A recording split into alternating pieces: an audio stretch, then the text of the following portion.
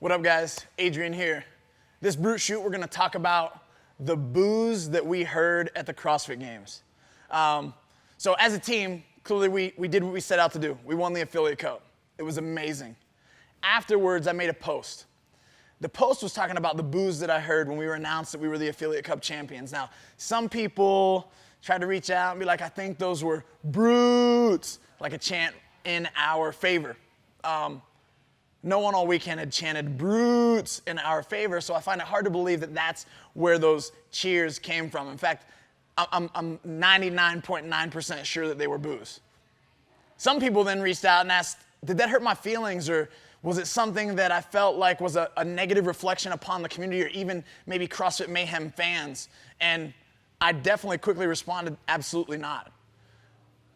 In the CrossFit space, I think we're still struggling to find the difference between CrossFit as a lifestyle and CrossFit as a competition, right? CrossFit as a lifestyle is something where certainly we root on each other. Everyone in the gym matters. We're lifting everybody up.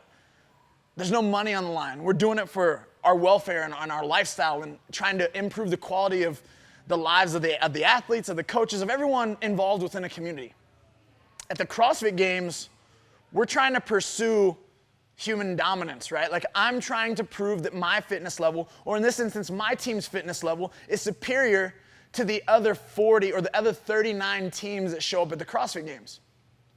With that being said, I've got people at my gym, Rich has people at his gym, Invictus has people at their gym that have seen all the work behind the scenes, that have got blood in the game in regards to our relationships, whether it's wives, whether it's family members, whether it's husbands, whether it's children, cousins, coaches, like all these things, right? These people create a tight-knit relationship.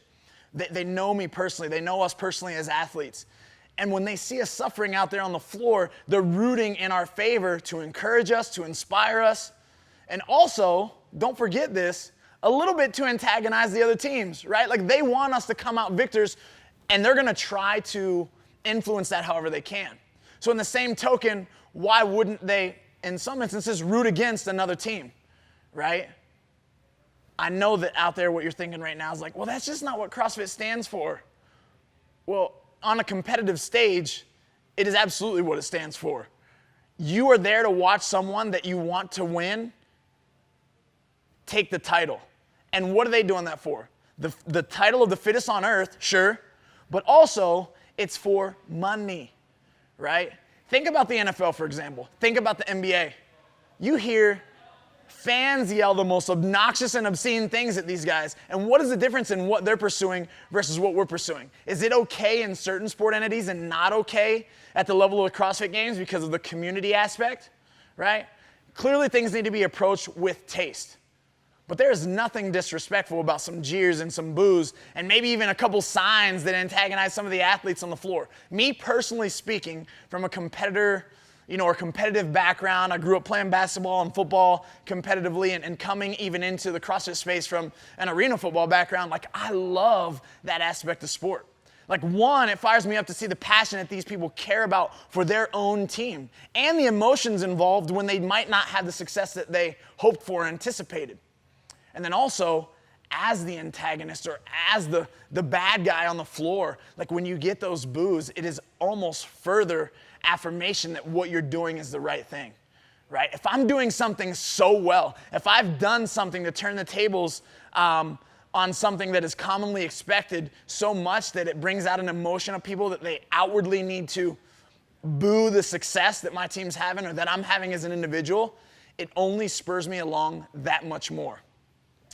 Clearly, when we got them, the games were over. It was all wrapped up. But even if as the season progressed or at regionals we experienced those things, it would be something that actually would have motivated our team. Now, again, the big thing is when you guys are out there as fans, to be passionate, cheer when you need to cheer, boo when you need to boo. Don't hide behind it. Make the signs that you want to make.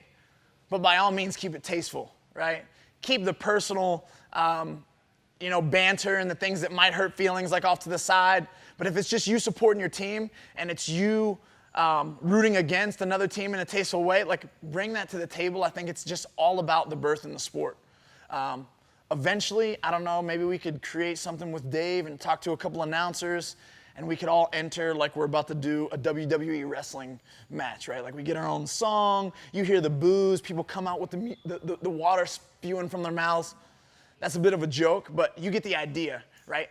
Part of the entertaining process with fitness as a competition is going to be what comes out of the stands. And the amount of emotion, the numbers, and the volume of people that are present, and everything that we hear from the outpouring of the stands into the stadium floor is going to be a direct result at the kind of results that you guys see on the floor. So keep the jeers coming, keep the cheers coming, and be a passionate fan.